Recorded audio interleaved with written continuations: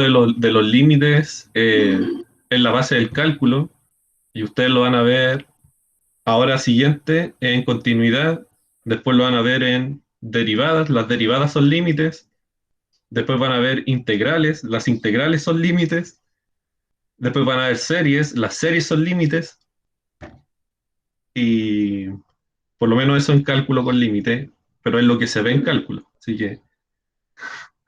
Así que los epsilon delta, aunque no lo crean, se ocupan en las integrales también. Ustedes que conocen las integrales quizás en física, de que uno la ocupa para calcular áreas bajo la curva, eh,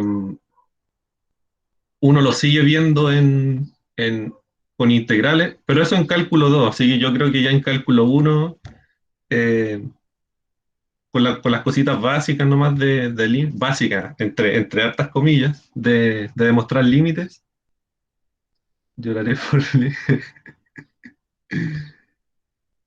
En derivada yo les digo que también es con límites, pero ahí no ocupan el epsilon delta. Ahí es solamente resolver límites, así como lo hacemos a veces, como lo hicimos la ayudantía pasada.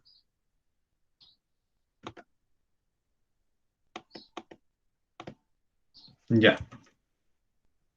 Entonces, el ejercicio uno nos da una propiedad bonita de los límites. Nos dice lo siguiente: si nosotros tenemos una función que es mayor o igual a cero en cualquier punto, entonces si ustedes pudieran graficar esa función, ya saben ya cómo se ve, ¿cierto? Es como algo que se mueve acá nomás, acá arriba. No hay nada en el eje X para abajo, solamente que está ahí por sobre el eje X, la gráfica. De ese tipo de funciones es el h. Si ustedes tienen ese tipo de funciones, ¿sí? Eso es parte de la hipótesis, nosotros tenemos una función de ese tipo, entonces el límite en cualquier punto es siempre mayor o igual a cero. ¿Sí? Tiene todo el sentido del mundo, ¿cierto? O sea, si yo me tomo un punto cualquiera aquí y me acerco por acá y me acerco por acá, probablemente esas X se acerquen a algo positivo. Las imágenes de esas X se acerquen a algo positivo. Eso es lo que está diciendo este ejercicio. Eh, y por supuesto, esa puede ser cualquier cosa en el dominio.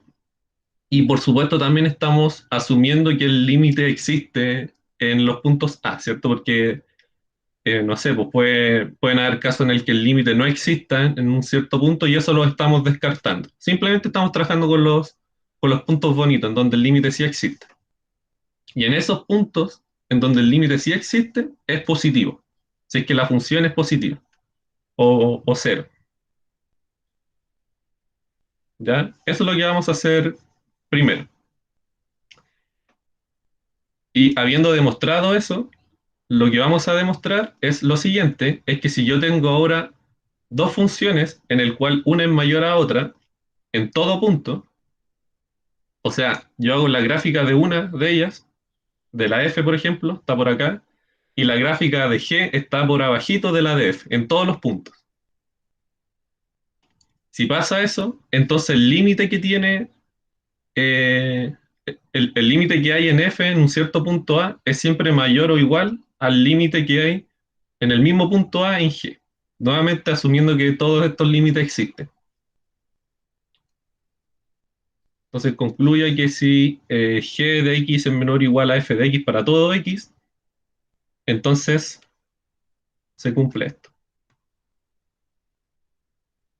Es como una especie, es como decir que el límite es creciente, ¿cierto? Porque si yo tengo algo menor a otra cosa, entonces yo como que puedo aplicar límite a ambos lados y la cosa se sigue preservando. Ya entonces vamos a ocupar uno de nuestros métodos favoritos, el reducción al absurdo o por contradicción. Entonces nosotros queremos demostrar esta proposición de aquí, ¿cierto? Y vamos a asumir lo contrario. ¿Ya? Pero aquí para ahorrarnos letritas vamos a definir a L como el límite de X en A en H de X. A eso le vamos a llamar L y vamos a suponer que L es negativo. Y suponiendo eso, desarrollando con nuestra hipótesis, con cosas lógicas, vamos a llegar a algún absurdo. Y si llegamos a algún absurdo, quería decir que esto era falso. Y si eso es falso, quiere decir que eso es mayor o igual a cero, que es lo contrario a ser menor estricto a cero. Y ahí vamos a concluir la demostración. Entonces vamos a suponer que L es negativo. Y L es el límite de h de x cuando el x se acerca a A.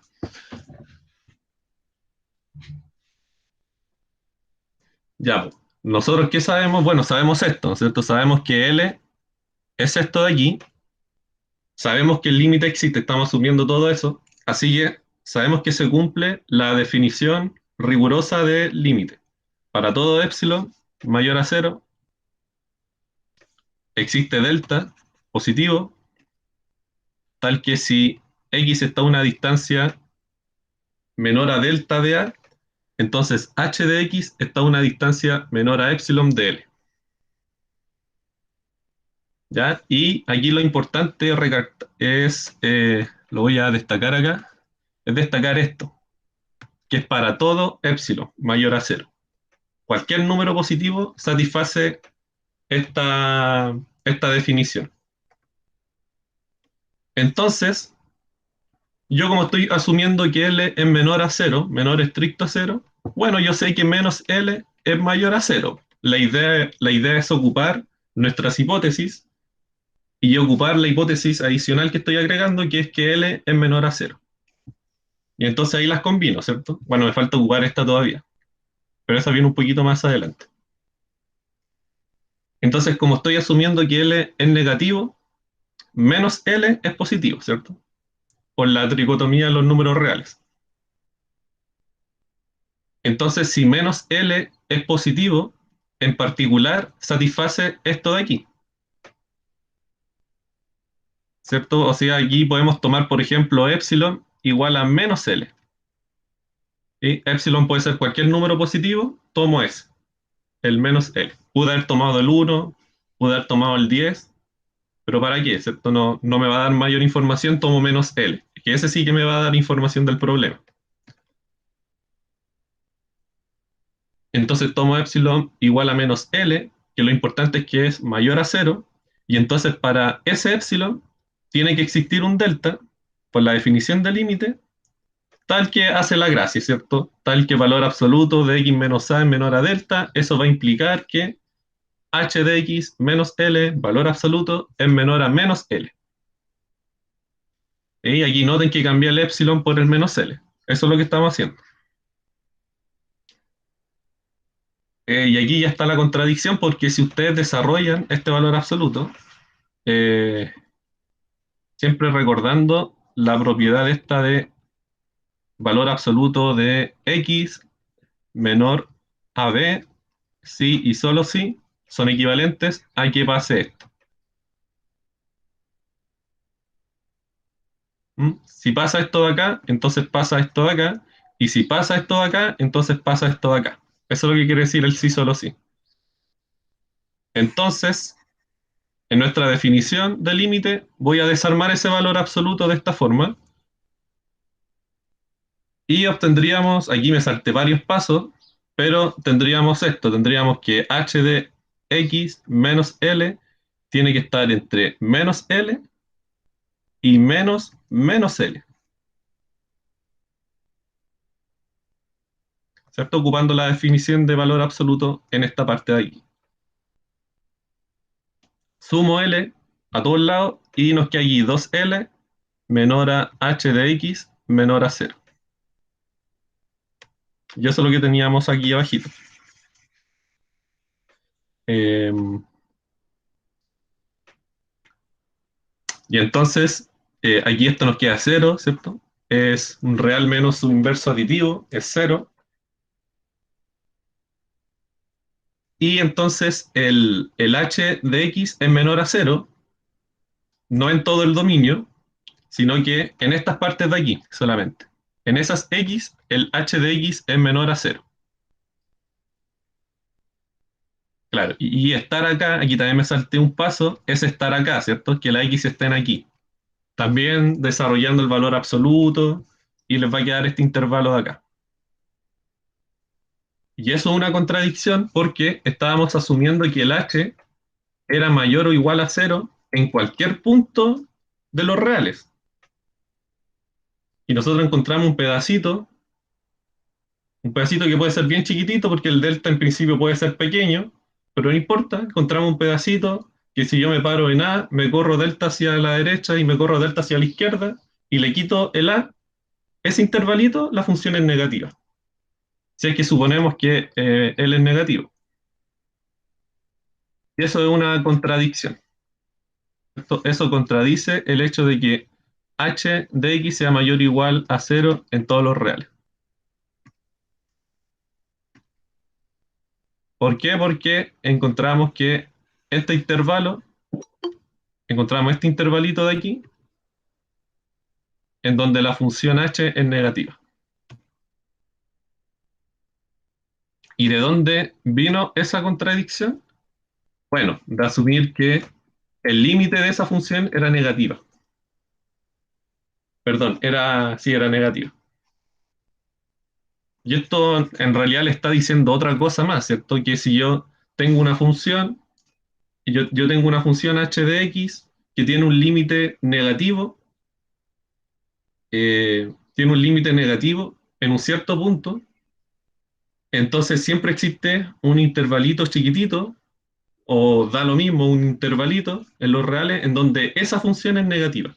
También fue como que demostramos eso al final. Y con eso llegamos a la contradicción.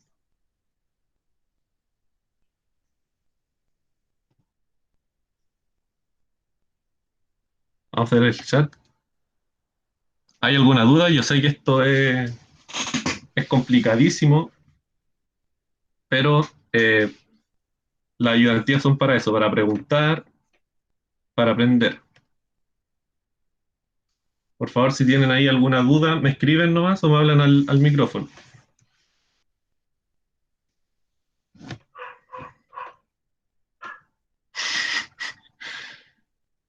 ¿Cómo pasé cálculo uno? Eh, estudiando. Yo creo que esa es la clave. Solamente estudia.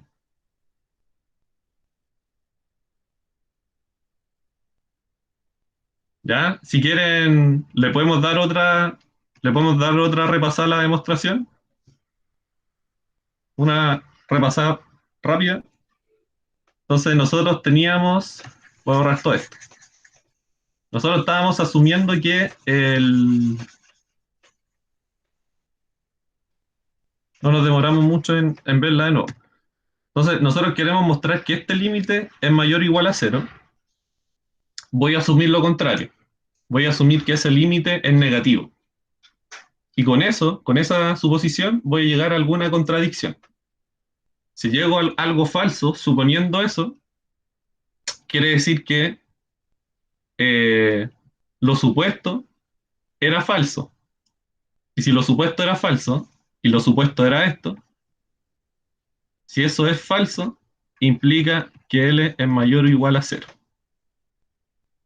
Así eso es otra cosa, a L le llamé a este límite de acá.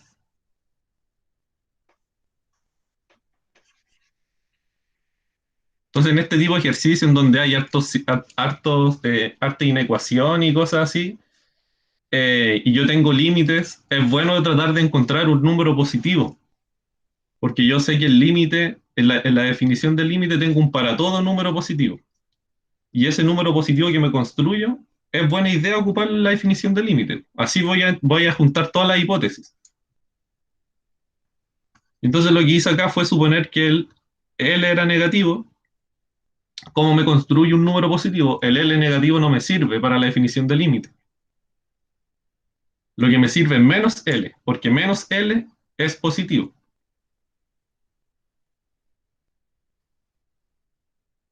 Yo sé que pasa esto, ¿cierto? Le puse nombre al límite de h, le puse el nombre L, y yo sé que para cualquier número positivo, me paro en cualquier número positivo de la recta real, y yo siempre para ese número positivo puedo encontrar otro número positivo que se llama delta, que hace esta gracia de acá.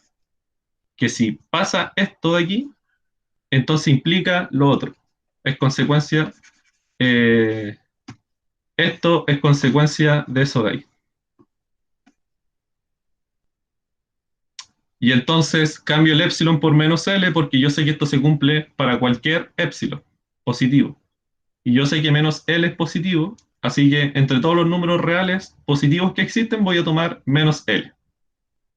Y para ese menos L yo puedo encontrar un delta positivo también, que me va a hacer la gracia, esto de aquí, esta gracia de acá. Por supuesto, cambiando el epsilon por menos L. Y este delta es el delta para S menos L.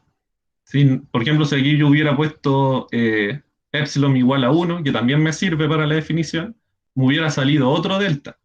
Probablemente también lo hubiera puesto con esa letrita, pero usted tiene que entender que es otro delta distinto al que sale acá en menos L. Quizás para diferenciarlo uno podría ponerle acá abajito un menos L, para diferenciar que es un delta para S menos L. ¿Y qué hace esta pega de acá? Que si las preimágenes están en este intervalo, recuerden que el valor absoluto en realidad es un intervalo, entonces las imágenes están acá. Desarrollo los valores absolutos y llego a que h tiene que ser negativo en ese intervalo, entre entre a menos delta sub menos L y a más delta sub menos L. Recordando que el delta era para S menos L. Y ahí en ese intervalito la función es negativa y eso por supuesto que contradice una de las hipótesis del problema. Es esto de aquí. Ya, y la otra parte es, la otra parte nos piden, ¿qué era? Se me olvidó, era así, que si teníamos una función que es menor o igual a otra función en todos los puntos, entonces pasa esto con los límites. ¿Sí? O sea, se preserva el orden, se preserva el orden. Entonces lo que voy a hacer acá es, por supuesto, ocupar lo primero que demostré, que acabo de demostrar, y lo que voy a hacer es definir esto. Voy a definir eh, la función h de esta forma, como la diferencia entre estas dos de acá. Estoy tomando una función auxiliar que se llama h y la voy a definir como la diferencia entre la función f y la función g. La función f y la función g ya las conozco porque son parte de la hipótesis. Si todo lo que esté antes del entonces es parte de la hipótesis.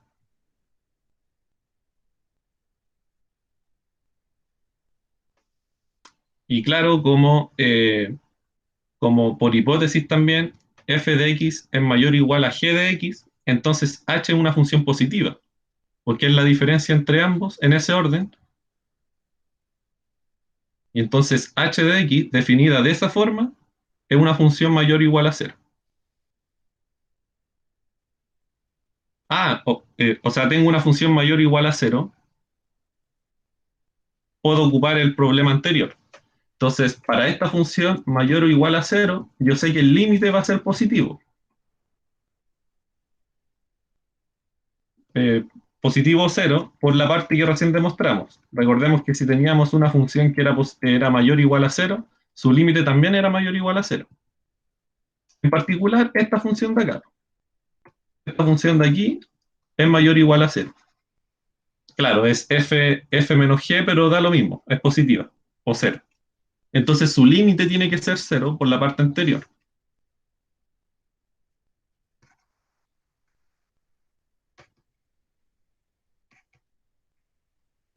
Por la parte anterior, ¿cierto? Pero yo sé que h es f menos g. Entonces reemplazo allá adentro. Eh, y aquí nos aprovechamos de las propiedades de los límites. ¿Se acuerdan que los límites separan la resta, la suma, la multiplicación y el cociente? Todo bien si es que los límites existen. Es importante.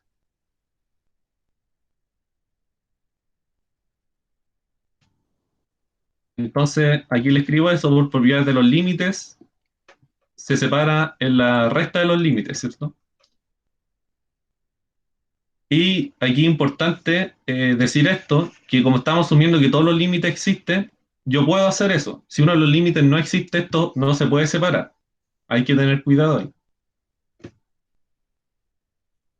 Eh, sí, porque recuérdense que esto ustedes lo demuestran. Esta es igual, de ahí ustedes lo demuestran asumiendo que los límites existen, ¿cierto? Ustedes dicen ya el límite de f vale m y el límite de g vale n. Entonces, el límite de f menos g es m menos n. Entonces, en su hipótesis está el hecho de que los límites existen. Así que eso es importante. Y listo, ¿cierto? Porque como esto de aquí es mayor o igual a cero y yo puedo separar los límites, me queda finalmente esto de acá.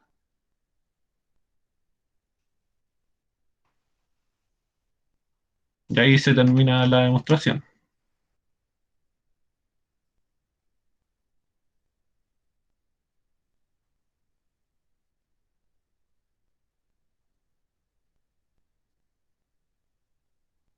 ¿Tienen alguna duda? Quizá acá. Bueno. Eh, ya, pues, entonces podemos pasar al siguiente ejercicio al tiro, un poquito más relajado que el que vimos.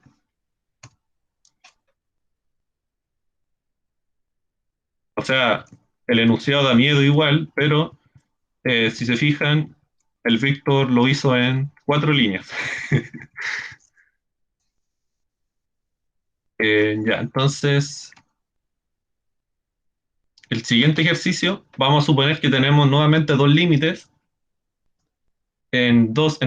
acercándonos siempre al punto 2. Para una función f, el límite, cuando yo me acerco a 2 vale 1, y para la función g, cuando yo me acerco al 2 el límite vale 2.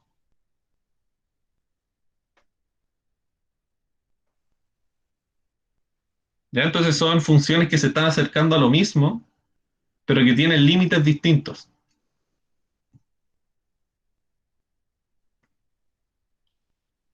Entonces, lo que nos piden demostrar, entonces demuestre que existe un delta. Ah, ya, ese delta yo ya sé ya de dónde lo puedo sacar, ¿cierto? Lo puedo sacar de la definición de límite de una de las dos funciones.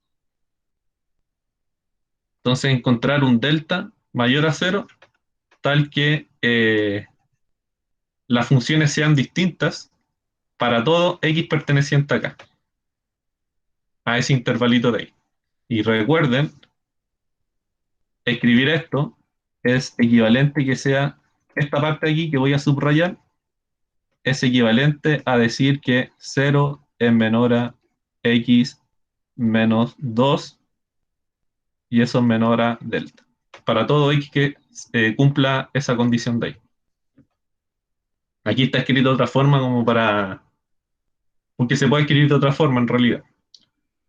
Y tiene sentido el problema si ustedes lo piensan. Si yo tengo una función, tengo dos funciones que se acercan a un mismo punto y los límites dan distintos en las funciones, entonces uno podría pensar que en algún entorno, en algún intervalo, las funciones tienen que ser distintas. Porque si fuesen igual en todos los intervalos que existen, entonces las funciones deberían tener el mismo límite y tienen límites distintos. Y entonces eso es lo que vamos a demostrar. Vamos a encontrar un delta en donde las funciones sean distintas. Perdón, vamos a encontrar un delta en donde un intervalo en realidad vamos a encontrar, que es este intervalo, ¿cierto? Es este de aquí. En realidad tenemos que encontrar el delta para encontrar ese intervalo en donde las funciones van a ser distintas. Pero ya les dije que escribir ese intervalo, escribir eso de que x pertenece a ese intervalo, es equivalente a escribir esto de acá. Y eso de ahí ustedes ya saben ya cómo por dónde sacarlo, ¿cierto? la diferencia de x menos el punto al cual me estoy acercando es menor a delta.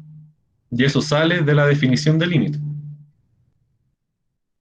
Entonces lo que voy a hacer aquí es definir nuevamente una función auxiliar, una función que me va a ayudar a resolver el problema un poquito más fácil, y la voy a definir como g menos f. Aquí da lo mismo, ustedes pudieron haber definido f menos g, también servía, pero aquí yo voy a definir g menos f. O sea, cuando yo escribo esto, estoy diciendo que h de x es igual a g de x menos f de x.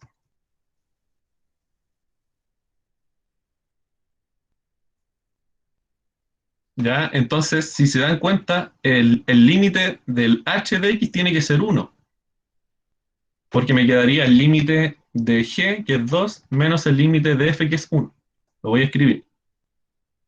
Entonces, el límite cuando x se acerca a 2 de la función auxiliar h de x es el límite cuando x se acerca a 2 de cómo definir la función auxiliar como g de x menos f de x. Uy, no sé qué pasó.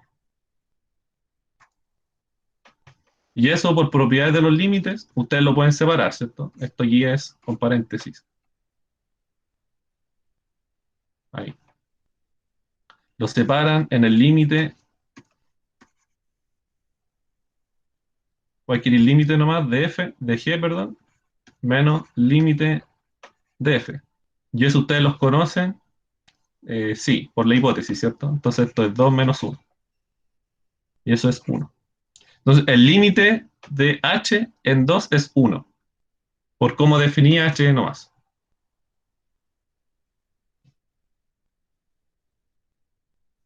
Ya, ¿para qué yo defino esta diferencia? Porque yo quiero ver en qué parte la función es distinta. O sea, las dos funciones son distintas. Entonces aquí yo hago, eh, facilito un poquito el problema porque demostrar esto de aquí es equivalente a demostrar esto de aquí.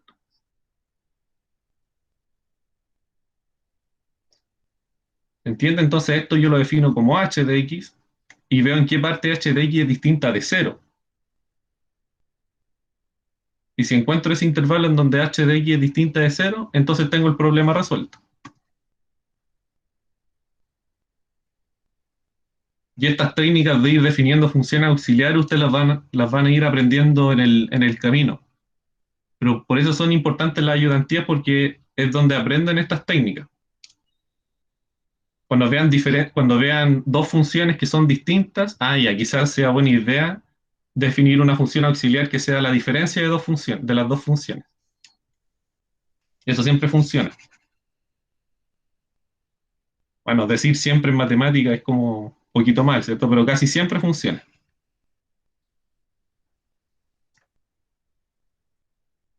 Entonces tenemos que el límite en h era 1. ¿Recuerdan que era la diferencia del límite de g menos el límite de f? Y voy a ocupar la definición de epsilon delta. Aquí el epsilon se los ponemos al tiro, pero la idea es que ustedes vayan tanteando qué epsilon les va a llegar a lo que quieren.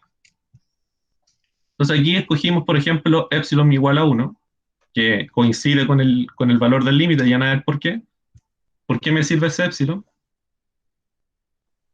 Entonces voy a escribir esto acá. Yo sé que para todo epsilon mayor a 0 existe un delta 0 tal que es valor absoluto de x menos 2 es menor a delta, y eso implica que h menos 1 sea menor a epsilon. Y de esto, asterisco, estoy escribiendo epsilon igual a 1. Como escogimos en el ejercicio anterior epsilon igual a menos L, aquí estoy escogiendo epsilon igual a 1 nomás. Entonces, para ese epsilon positivo, tiene que existir un delta mayor a 0, que va a ser el delta que me pide el problema, tal que si pasa esto, que justamente esta parte de aquí, ¿cierto? Si pasa eso, entonces la diferencia entre la función y el límite es menor a 1. desarrollan el valor absoluto, ¿cierto? Esto está entre uno y -1, van a llegar a esto.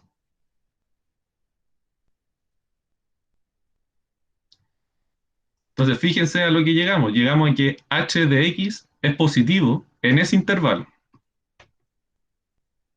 Es positivo para las x que viven, esto es para todo, x que cumple que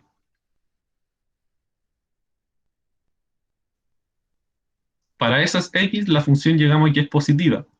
Y si la función es positiva en ese intervalo, f y g tienen que ser distintas, porque f y g era la diferencia en h, o sea, h era g menos f. Entonces g menos f. Y si g menos f es positivo, quiere decir que lo que estaba restando eran cosas distintas.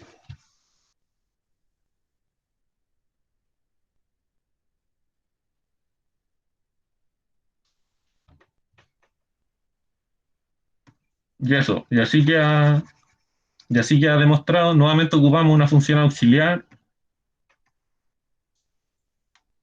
Aquí se hubieran escrito el h como f menos g, entonces el límite en h le hubiera quedado -1. Y bueno, ahí habría que quizás servir el mismo épsilon.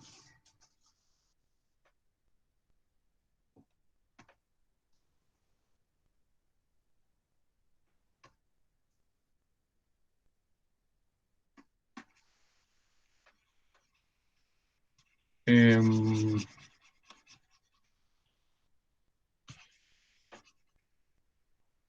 entonces nos construimos una función auxiliar, que era la diferencia entre ambas.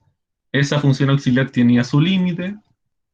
Ocupamos, en la definición de límite, ocupamos epsilon igual a 1. Lo podemos hacer porque es para todo epsilon mayor a 0. Para ese epsilon existe ese delta que hace esta gracia y en algún momento llegamos a que h de x tiene que ser positivo en un cierto intervalo. Y en ese intervalo, como h es positivo y h es g menos f, entonces en ese intervalo f tiene que ser distinto a g. Porque si fuesen iguales, entonces el h de x me quedaría cero. Y eso nada que ver, porque estoy diciendo que h de x es positivo. ¿Hay alguna duda con esta? Duda, por ejemplo, si no nos hubieran dicho que el límite precisamente existe, o sea, no hubieran mostrado directamente el límite, pero no hubieran dicho que una función polinómica, igual puedo decir ya, pero las funciones polinómicas tienen límite. Exactamente, sí. Eso se puede ocupar porque tú lo demostraste en algún momento. Pero acá son funciones en general. O sea, esto es más general aún que poner funciones polinómicas o algo. Es que me nació la duda porque en el ejercicio anterior era esencial, llamémoslo, de que las dos funciones existían para poder utilizar las propiedades del Ah, teorema. Pero si no me hubieran dicho que existen, tengo que demostrar que existen, pero ¿cómo demuestro que existen si no tengo como mucho para demostrar? no, no, no, no. Aquí, ya con el hecho que te digan esto, tú ya sabes ya que el límite existe. O sea, No, te no, están no, diciendo, el anterior, a la esa. en Yo, el uno. sí, en Ah, en esa, el, no, no, no. O sea, aquí es parte de la hipótesis suponer que los límites existen. Si no te ponen eso, entonces,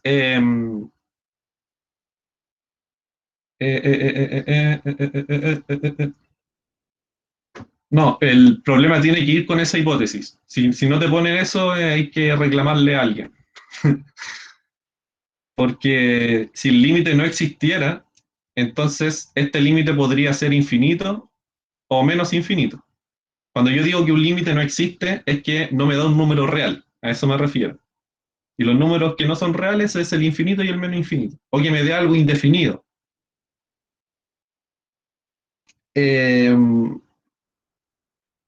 y eso, digamos, no se puede comparar con cero. La idea aquí es poner algo que exista para poder compararlo con cero. Para que, no sé si se entiende, si aquí yo al cero lo puedo comparar con cualquier número real, no lo puedo comparar con algo que no sea un número real.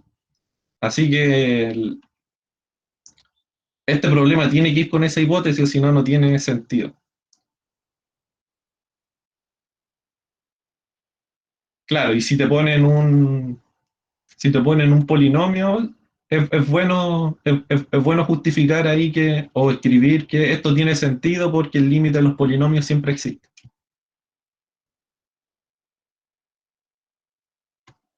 No sé si eso responde a tu pregunta, Esteban.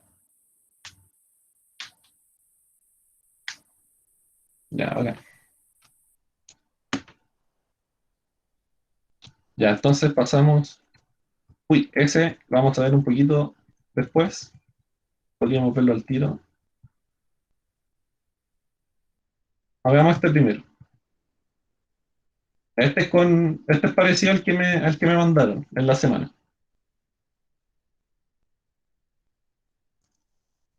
Ya, entonces tenemos dos funciones, f y g, que tienen la siguiente propiedad. Eh, la función f cumple esto de aquí para todo epsilon, cumple esto de acá. O sea que si las x están a una distancia menor a epsilon medios de 2, entonces las imágenes están a una distancia epsilon de 2. O sea, algún ejemplo, si tuviese esto, 4, entonces las imágenes cumplen eso. O sea, si las preimágenes están a una distancia eh, x con x positivo de 2, entonces las imágenes están a una distancia x partido en 2 de 2. Bueno, ahí puse muchos 2, quizás lo enredé más. Pero el chiste de esto es que se cumple para todo epsilon. Yo epsilon positivo que tome, 0,00000000001. O sea, si el x está muy cerca del 2, a una distancia eso, digamos, entonces yo puedo asegurar que las imágenes cumplen esto.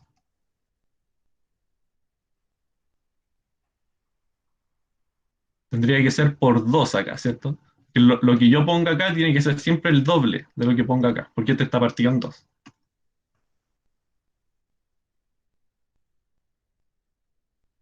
Y eso, para cualquier número positivo, eso es lo importante. Y el g cumple esto que es parecido, ¿cierto? Pero aquí con un cuadrado, y entonces yo al otro lado tengo que pasar con la raíz cuadrada. Acá si se fijan, de aquí paso acá multiplicando por 2 y en este paso de aquí para acá sacando raíz cuadrada. Entonces, no sé, pues aquí también les voy a escribir un ejemplo para el g. Si, por ejemplo, menor a 36, por ejemplo, entonces las imágenes están a una distancia 6 de 4. Tomo la raíz cuadrada porque el 36 es 6 al cuadrado. Entonces ahí uno puede identificar cuál es el épsilon. Fácil. Si pongo un 100, acá un 10 y así. ¿Ya? Para cualquier número positivo, como yo les puedo tomar raíz, entonces se puede. Y una duda, ¿Sí? en el caso de ejercicio que te mandaron era con un seno, ¿tendría que utilizar como la inversa del seno, el arco seno? Eh, no recuerdo bien. A ver.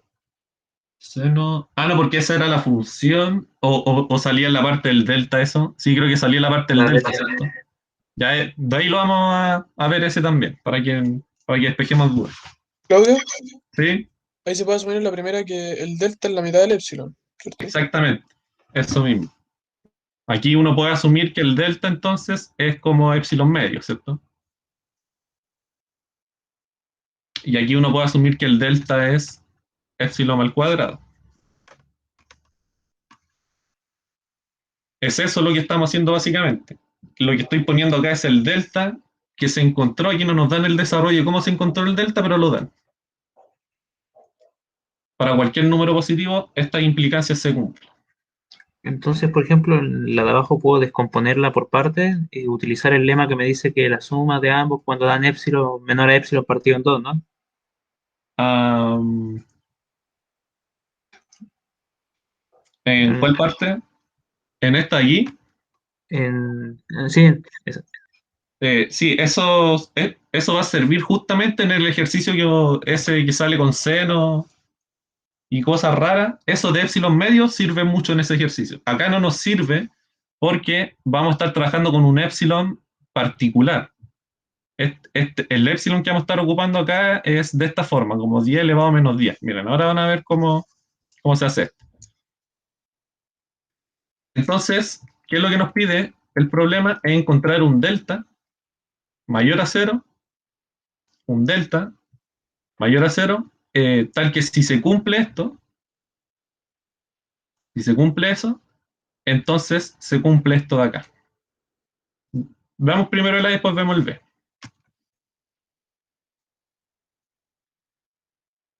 Entonces yo quiero hacer esto de aquí menor a 10 elevado a menos 10. Pero lo que tenemos acá dentro del valor absoluto es como está escrito de una forma un poquito difícil. Entonces vamos a tratar de hacer aparecer la hipótesis. Esa es la idea. Vamos a tratar de hacer aparecer esta hipótesis y esta hipótesis de acá. Entonces lo que voy a hacer es, bueno, tomar esto y, bueno, aquí si se dan cuenta quiero hacer aparecer un f de x menos 2 y un g de x menos 4. Entonces ese 10 de ahí lo voy a escribir a propósito como menos 2 menos 8, que es menos 10. Eh,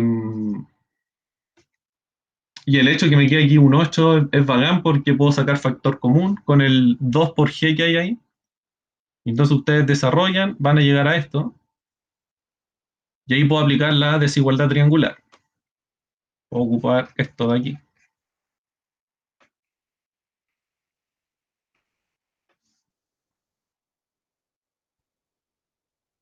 Eh,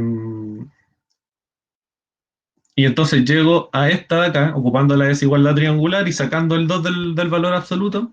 Y lo que quiero yo es que esta sumita de aquí se haga menor a 10 elevado a menos 10. Si logro que esa sumita de ahí se haga menor a 10 elevado a menos 10, estamos listos. Porque esto de aquí me quedaría menor a 10 elevado a menos 10.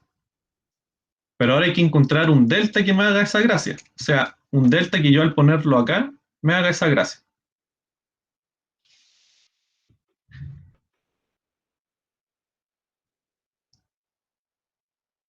Entonces aquí hay varias formas de hacerlo. Yo quiero que esta sumita de aquí sea menor a 10 elevado a menos 10. Entonces, una forma de hacerlo es hacer cada sumando menor a 10 a la menos 11. Recuerden que si yo hago menor estas diferencias, esa, yo sé más o menos cómo es el delta por la hipótesis. Entonces, lo que voy a hacer yo es hacer cada sumando, bueno, sin contar el 2, menor a 10 elevado a menos 11. Ya no hay por qué escogí ese número.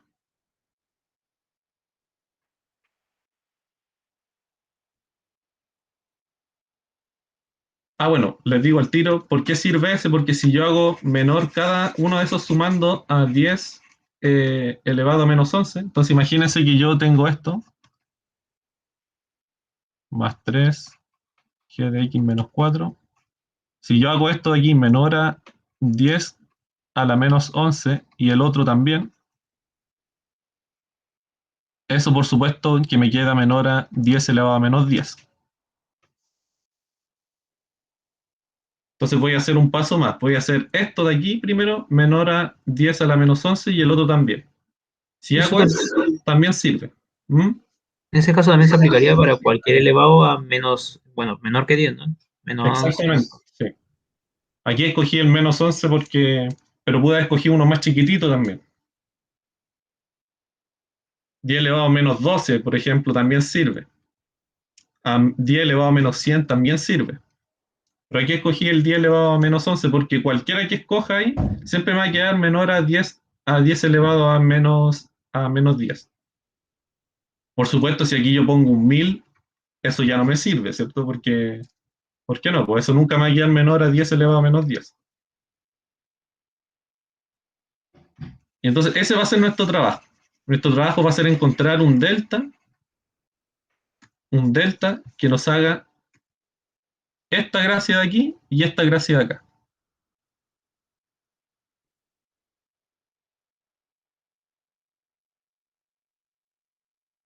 Entonces fíjense que para que pase eso de ahí, recuerden que se comportaba pues veamos el otro que es un poquito más sencillo. Para que pase esto de aquí, recuerden cómo se comportaba el delta y el épsilon. El delta era siempre el cuadrado de lo que yo ponía en el épsilon. Entonces, en el caso de G. Entonces yo afirmo que me sirve ese delta, el que me da el cuadrado del épsilon que está acá en G. Si yo cojo ese delta con un cuadrado, es lo que puse acá, entonces va a implicar lo que quiero. Si yo hago eso eh, a la 10, o sea, perdón, 10 a la menos 22, entonces, ¿qué va a implicar? Bueno, va a implicar que al sacar raíz, esto nos queda así. Recuerden que esto es la raíz cuadrada de esto, es la raíz cuadrada de 10 a la menos 11.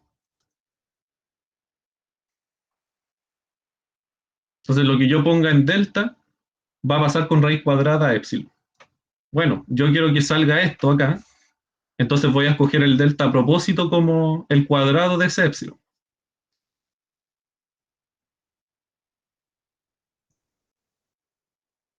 Entonces voy a escoger ese delta. Yo sé que para ese delta funciona para G sí o sí. El problema es ver si funciona para F. Y funciona para F. ¿Por qué? Porque si yo hago esta diferencia de aquí menor a ese delta, entonces me devuelvo a la hipótesis y veo cómo se comporta G. Ah, ya. Si esto es menor a ese delta de ahí, entonces al otro lado del épsilon pasa multiplicado por 2. ¿Se acuerdan de eso? Entonces, implica que la diferencia de f de x menos 2 va a ser menor a 2 veces el delta que escogí. Y bueno, eso en particular es menor a 10 a la menos 11, que era lo que quería. Y en el caso de G, ya vimos ya que funciona. Si yo escojo este delta, entonces al otro lado pasa con raíz cuadrada. Y pasa justamente como 10 a la 11. Y ahí estamos, pues ya tenemos esto menor a 10 a la menos 11 y tenemos esto menor a 10 a la menos 11. Para ese delta que escogimos en particular. Entonces tenemos que finalmente, si esa diferencia se puede hacer menor a 10 elevado a menos 2 a la menos 22, entonces tendríamos que esto de aquí es menor a 10 a la menos 11 y esto de aquí es menor a 10 a la menos 11 y eso sigue siendo menor a 10 a la menos 10. Si les cuesta ver esa parte de ahí es porque eso de ahí es siempre cierto, porque aquí yo puedo multiplicar por 10 a la 11 a ambos lados y esto es un sí solo sí.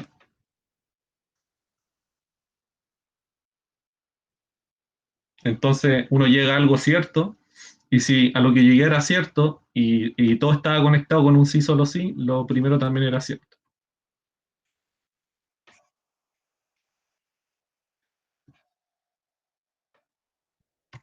¿Se entendió este?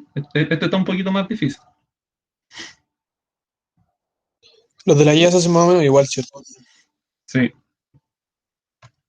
Ya. El que usted me mandaron, Quizás no, porque en el que ustedes me mandaron había que llegar a un epsilon acá, creo. En la parte, a un epsilon cualquiera, no a un número específico como acá.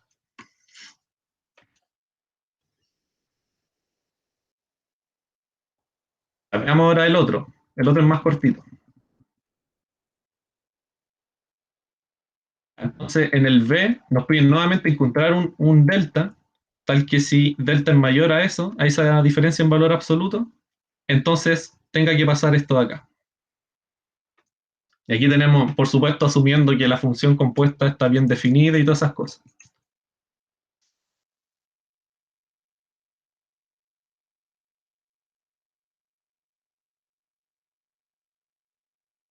Ya, pues, entonces aquí fíjense que, bueno, yo quiero lograr esto.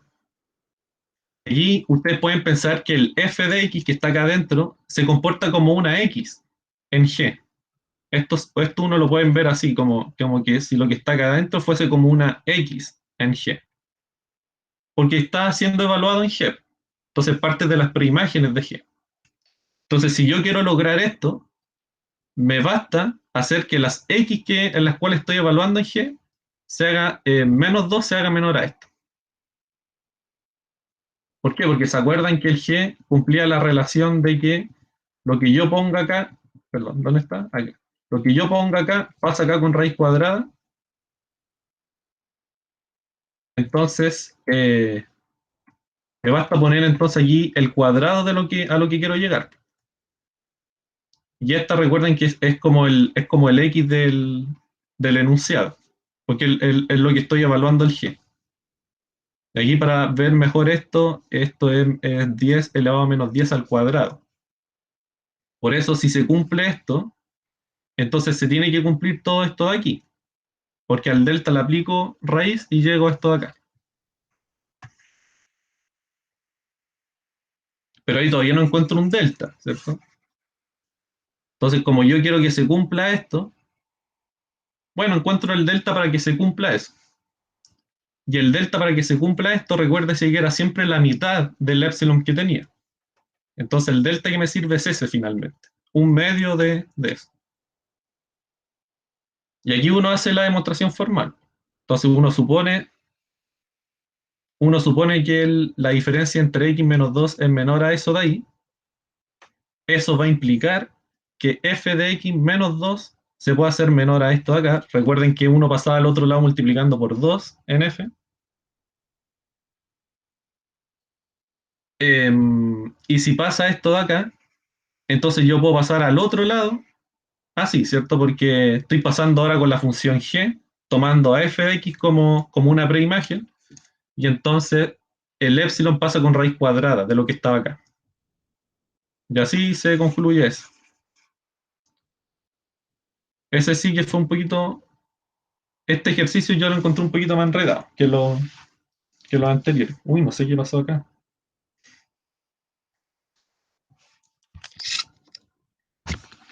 Entonces, en ese ejercicio lo importante es entender cómo se comportan los deltas con los epsilon. Tienen esa relación.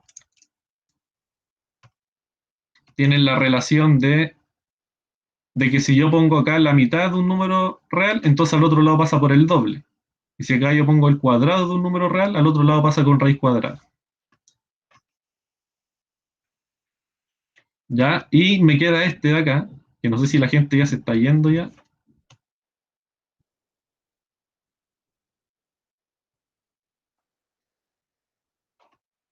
Ya veamos este rapidito que este se hace fácil. Aquí le puse harto desarrollo, pero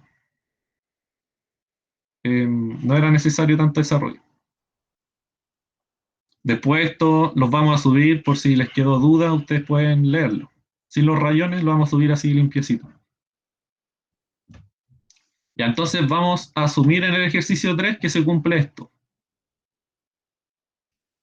Vamos a asumir que se cumple ese límite. Que, si ustedes se van a la ayudantía escrita, la ayudantía 5 escrita, va a haber una demostración de esto, de cómo se demuestra, para que la vayan a ver. Pero vamos a asumir que sabemos esto de aquí. Que el límite, cuando θ tiende a 0, de seno de x partido, de seno de teta, perdón, partido en teta es 1.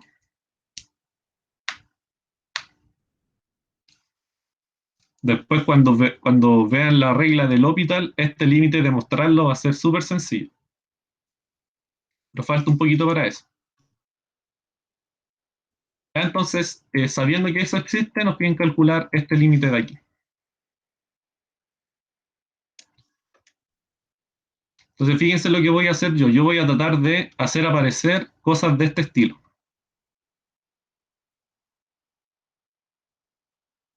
Entonces, yo veo que está el seno de x acá solito. Entonces, lo que voy a hacer es dividir todo por x, para que me salga un seno de x acá abajito.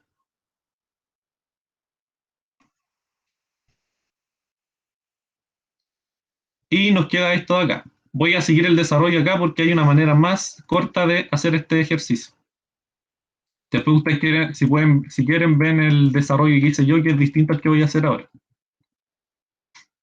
Entonces, fíjense, voy a tomar este límite y voy a dividir arriba y abajo por x.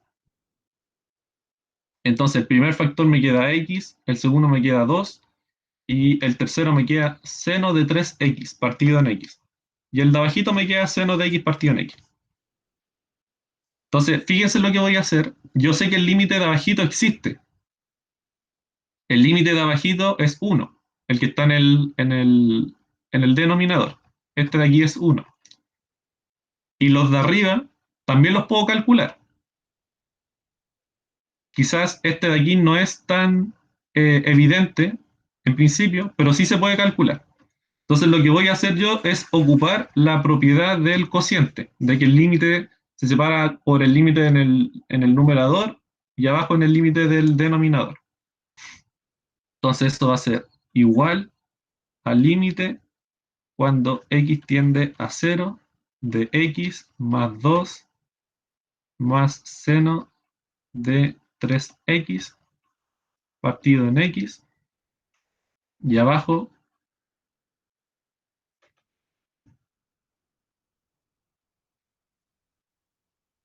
bueno, el límite de abajo nos queda 1 porque es lo que estamos asumiendo. Obviamente aquí está escrito con x y acá con teta, pero es lo mismo. Es una variable nomás. Entonces, abajito nos queda 1. Nos basta resolver los límites que están arriba. Entonces, aquí puedo hacer álgebra de límites, puedo separar el límite del primero, del segundo y del tercero. Fíjense que el límite del primero nos va a dar 0, porque va a ser el límite de x, entonces sería 0. En el segundo sumando nos va a quedar 2, porque va a ser el límite de una constante. Y en el tercer sumando, bueno, ese vamos a tener que calcularlo.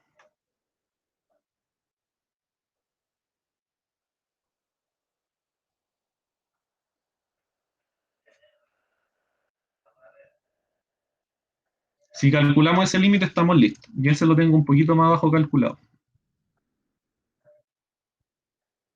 Acá está. Entonces, recuerden que queríamos calcular este de aquí. Ya, lo que voy a hacer es construirme una función de este estilo, de seno de teta partido en teta. Aquí con x, por supuesto. Entonces, fíjense que aquí el teta o la variable que se está moviendo es 3x. Entonces, la idea es hacer aparecer el 3x abajito. Entonces, lo que voy a hacer es multiplicar por 3 arriba y abajo. Estoy multiplicando por 1, así que ya lo mismo. Y nos va a quedar esto finalmente. Multiplicado por 3. Y si ustedes aquí hacen un cambio de variable, hacen u igual a 3x, pueden aquí esto cambiarlo por u y aquí abajito por u, ¿sí? Hacen el cambio acá, pero sin antes ver cómo se comporta u. Entonces, si se fijan, si el x tiende a 0, si el x es muy pequeño, entonces el u también es muy pequeño, porque se relacionan así, pues, linealmente. Entonces, escribir este límite de aquí es lo mismo que escribir este otro de acá, usando el cambio de variable.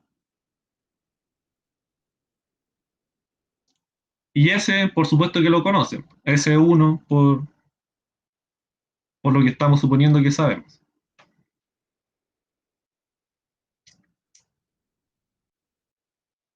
Por lo tanto, este de aquí es igual a este de acá, y eso tiene que ser 3 entonces, porque el 3 sale del límite y nos queda en la acá arribita, que es 1. Entonces nos devolvemos acá y llegamos a que este de aquí tiene que ser 3. Esto es 0, más 2, más 3, partido en 1, y esto es 5.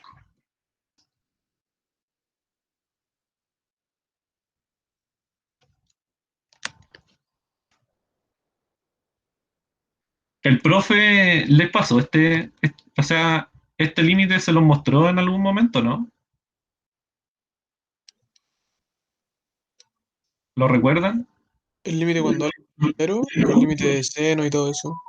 El de seno de teta partido en teta, o del seno de x partido en x. Yo no recuerdo tampoco eso. O sea, lo dejó como para las notas, pero él no lo pasó. Ah, no lo ha pasado. Ah, ya. Es difícil entonces que les pida demostrar este límite en alguna prueba.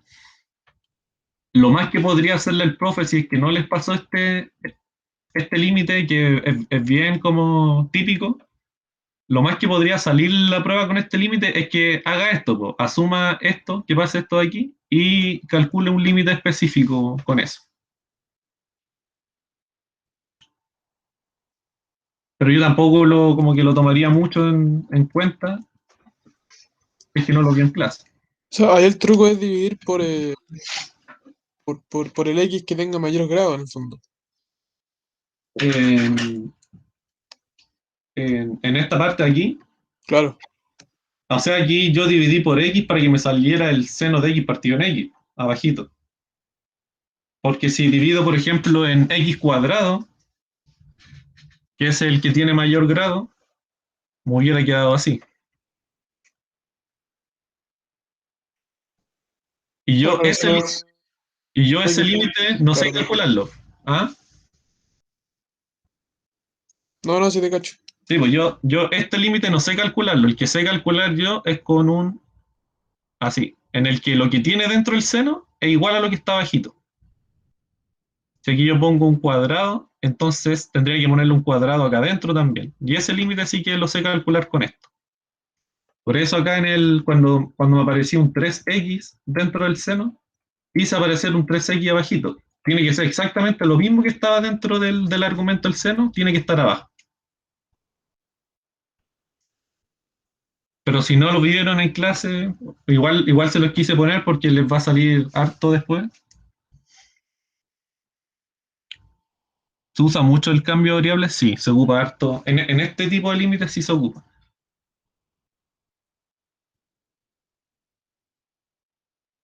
¿Y tampoco han visto el teorema del sándwich? No, tampoco. O sea, que yo recuerden que no. Qué extraño que el profe no haya pasado eso. Como súper importante después en integral de Riemann y cosas así. Bueno, igual queda semestre y lo puede pasar entre medio.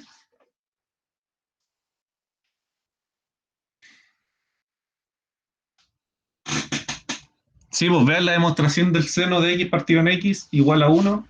Es bonita la demostración porque se hace con geometría y es terrible elegante.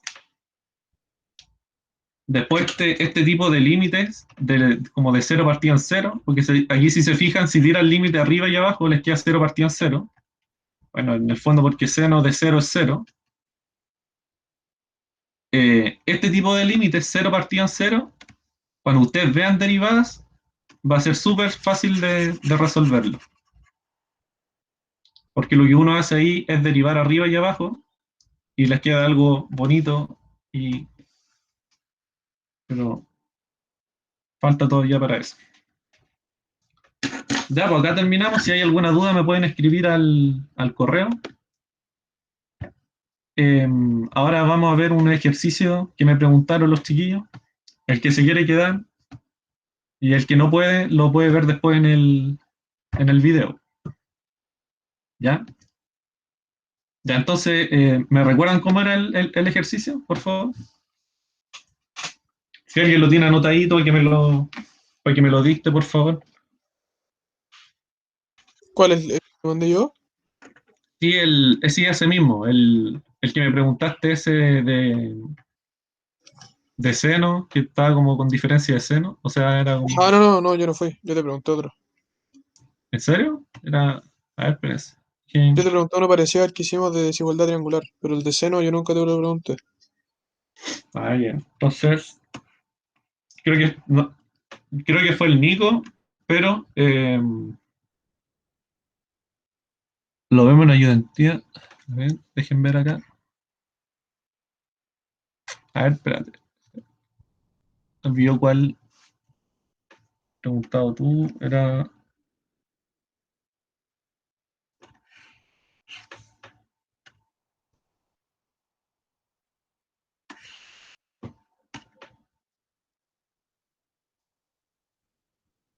Ah, sí. Sí, pues el tuyo, si sale con seno, Bruno, pues sale con un seno entre medio.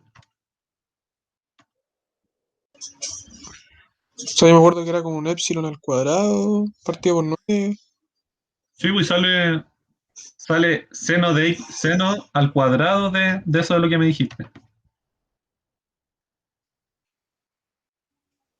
Ah, ya. No me acordaba, me juraba que Eh, era epsilon al cuadrado partido por 9, sorry. a ver, espérate. Esto era. Que quiero ocupar la.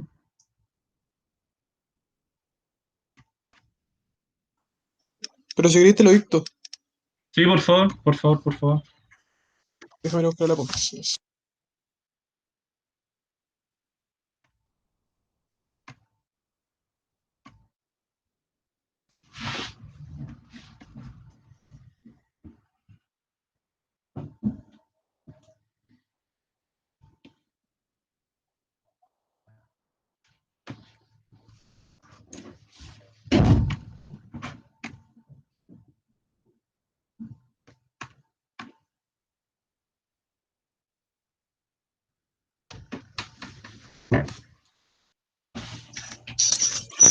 Ya dice.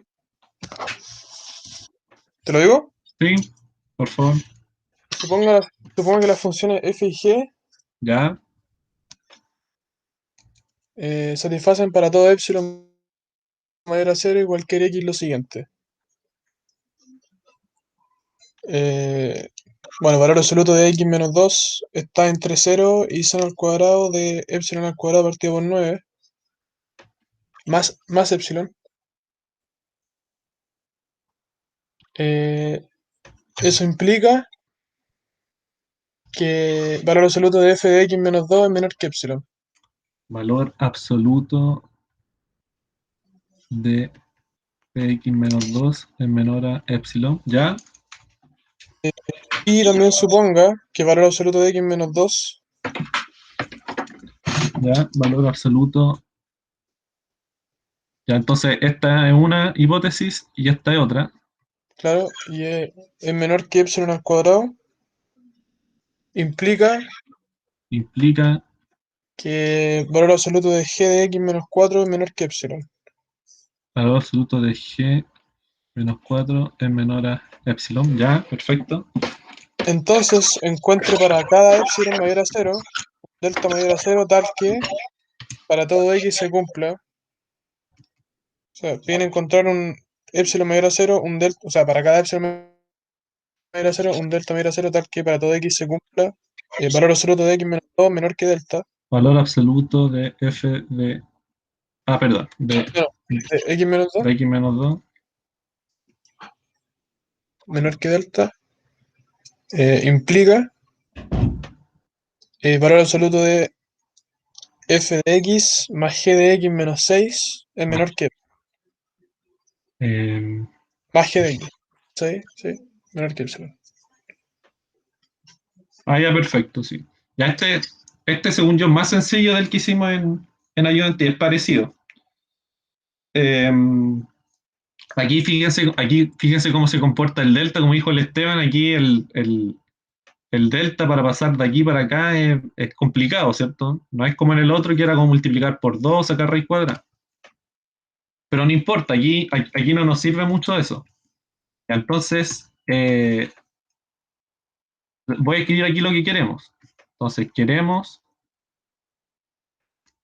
queremos que... entonces, fíjense que esto de aquí, yo, igual que en el ejercicio que hicimos en ayudantías, voy a tratar de hacer aparecer esto y voy a tratar de hacer aparecer esto de acá. ¿Cómo creen ustedes que yo hago aparecer el f de x menos 2 y el g de x menos 4? Menos 2, menos 4. Claro, Exactamente, lo agrupáis. exactamente, ¿cierto? Entonces, esto es el menos 6 lo escribo como menos 2, menos 4. Reordeno todo eso, desigualdad triangular.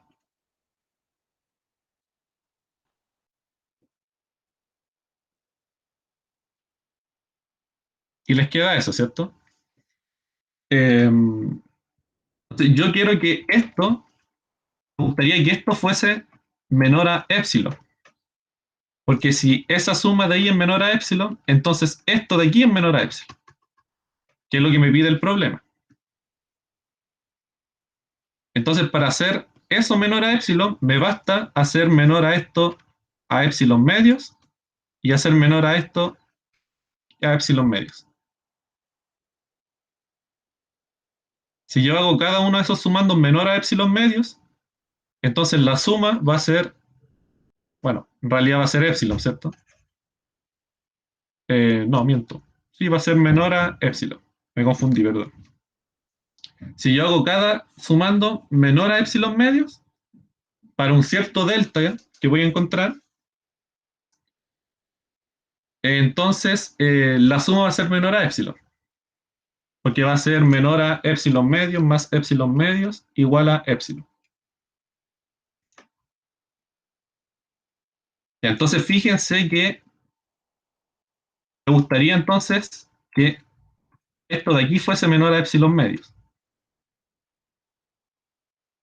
Entonces, como esto de aquí se cumple para todo epsilon, lo que voy a hacer yo es cambiar este epsilon que está acá por un epsilon medios. Porque epsilon, ustedes saben que es positivo, entonces epsilon partido en 2 también es positivo, porque también es la división de dos cosas positivas. Entonces, esta implicancia, como se cumple para todo epsilon, en particular se va a cumplir para epsilon partido en 2, siendo epsilon todavía un número arbitrario, pero se sigue cumpliendo, porque epsilon partido en 2 también es positivo. Entonces, fíjense lo que voy a hacer. Entonces, como por hipótesis, lo voy a copiar para no escribirlo.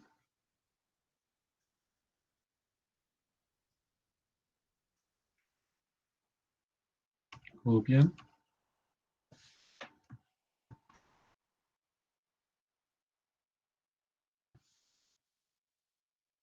Para todo epsilon mayor a 0 se cumple eso, se cumple puntito 1 y puntito 2.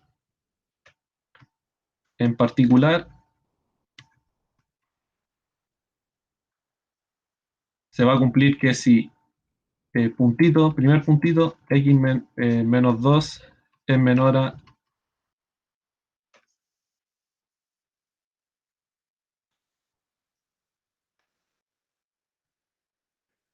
Entonces, si yo cambio este epsilon de acá, lo tengo que cambiar acá también.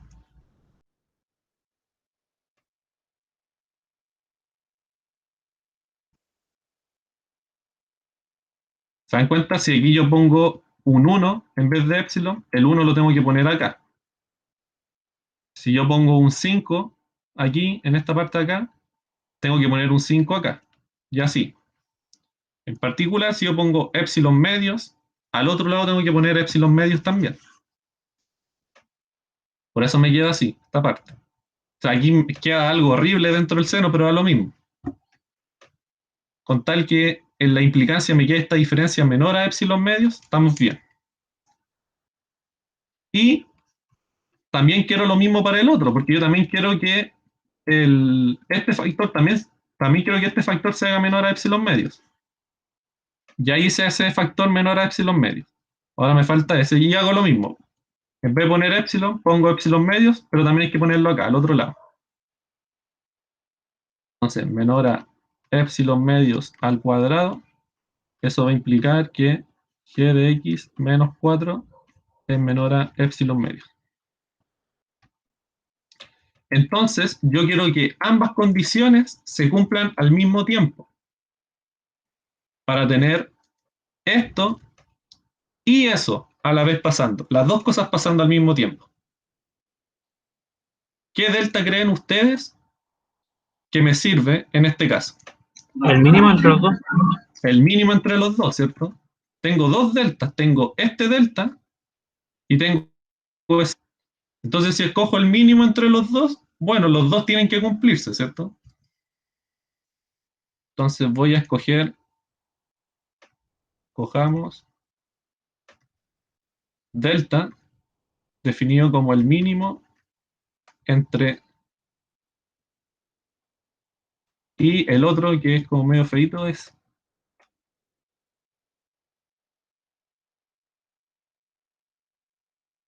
ahí más epsilon medio.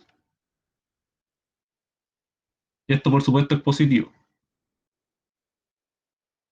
Entonces aquí hacemos la demostración formal. Entonces esto va a ser demostración.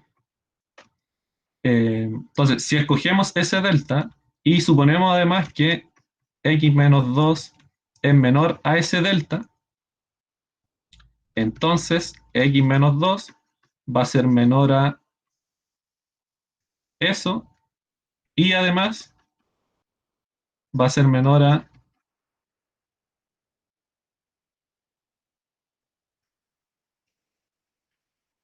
eso de ahí, porque es el mínimo. Porque delta es el mínimo, entonces si x menos 2 es menor al mínimo, tiene que ser más chico que los dos. Y bueno, si se cumplen esas dos cositas, nosotros ya sabemos qué cosas se cumple. Se cumple este puntito 1 y este puntito 2. Entonces, eso implica que g de x menos 4 es menor a epsilon medios y f de x menos 2 es menor a epsilon medios. Y eso va a implicar entonces que f de x más g de x menos 10, esto ya habíamos dicho que era menor a,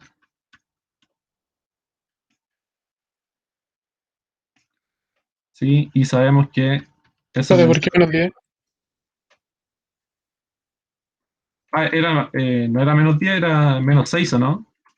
Ah, ya, ya, sí. Sorry. Perdón, me equivoqué yo. Era menos 6. Menos 6 queda eso. Bueno, y por cómo escogimos el delta, sabemos que cada uno de esos factores es menor a epsilon medios. Entonces eso es epsilon. Y ahí se termina, pues ese es el delta que sirve. Es el delta que nos hace la gracia.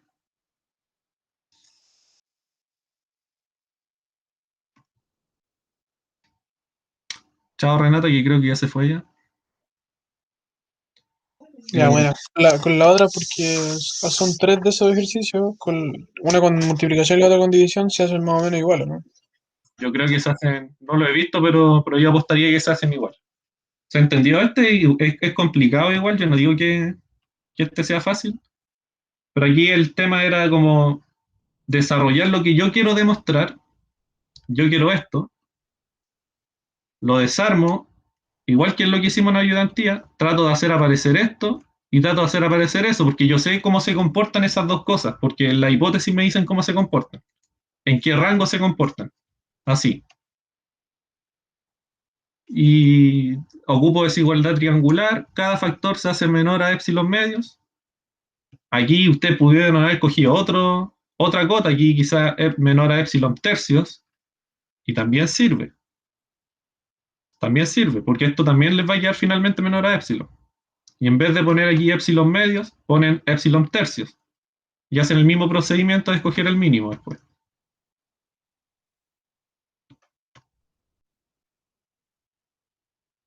¿Ya se entendió, Nico, o no? Sí, quedó claro. Sí, ya, bacán. Ya, y eso, entonces nos vemos mañana a las 12. ¿Ya? Chao, que estén bien. Cuídense, nos vemos.